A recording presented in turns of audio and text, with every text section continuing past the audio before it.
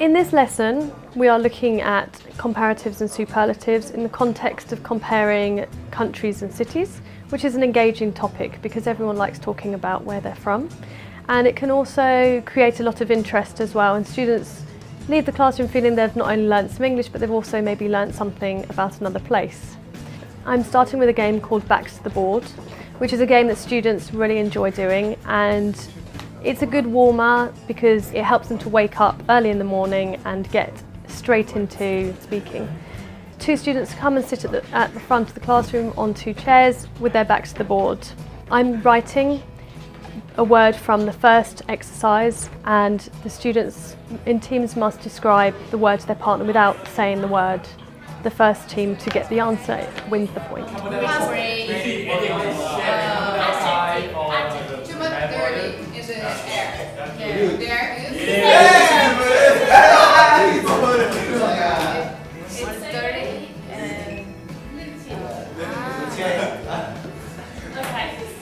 want to sleep on the garden and you need to make very calm. So it's a feeling. You feel happy. Secure. Peaceful,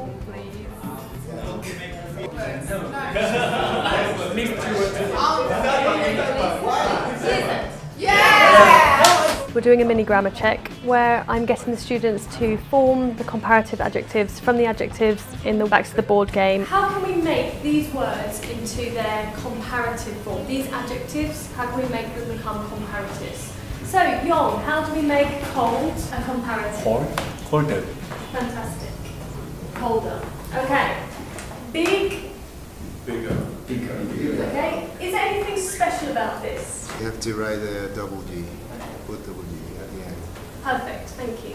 What about some of the longer adjectives? Carlos. Depends how many syllables have each word. Okay. So if we have more syllables, you don't need to put ER. You just need to put more, most, and depend if you want to have a superlative or comparative. Okay, fantastic. Beautiful. Okay, what word do we need to include with all of this? So if it's one syllable or if it's more than two syllables, because we're comparing two things. Than. Yes, we always need than. Colder, bigger, than. Okay, so we've got a strange one which has a Y in it. So, Satoru, how do we make a comparative of dry? drier. Yes? Drier. Fantastic. And becomes? I, E, Yeah. R. Okay. If we have a Y, we forget the Y and we have I, E, R. Okay. Now we've got some irregular ones. What's the comparative of good? Better.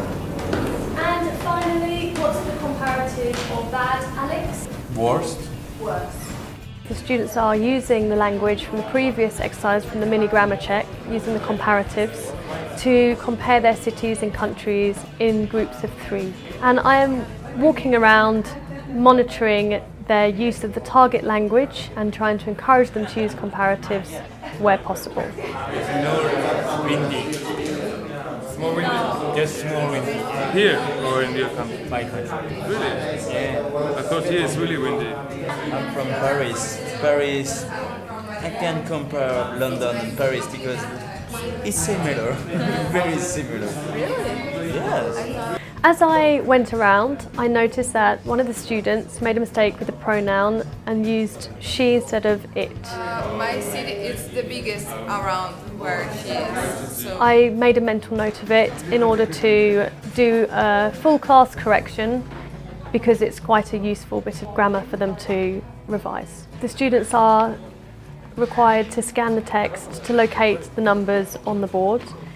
Students need to read as quickly as possible and not read every word. This is a useful skill for them to learn, as they can get very stressed about trying to understand each word in text, and they must learn to locate necessary information, which is helpful in exams and in general day-to-day life. After reading, the students are coming up to the board to highlight where the numbers were in the text. The students are now reading more carefully, and they're reading for much more specific understanding than the first exercise, which was very general understanding, and they have to answer true or false questions. Now the students are looking at two pictures, and they are using the comparative and superlative language and the intensifying language of a bit, much, etc. to compare the two cities. City A is a little warmer than City B. City B is a little bit, maybe City B it's much bigger. City B is much hotter than City A. So in this class we looked at comparative and superlatives in the entertaining context of cities and countries. The students enjoyed talking about their own cities and countries, and they used the target language well in order to describe their different places. We also practiced the skill of scanning, which, as I mentioned before, is a very important skill because they need to use it in their day-to-day lives, and it's a skill that you don't naturally have in a foreign language. And we also practiced the skill of reading, and we did a big grammar focus as well.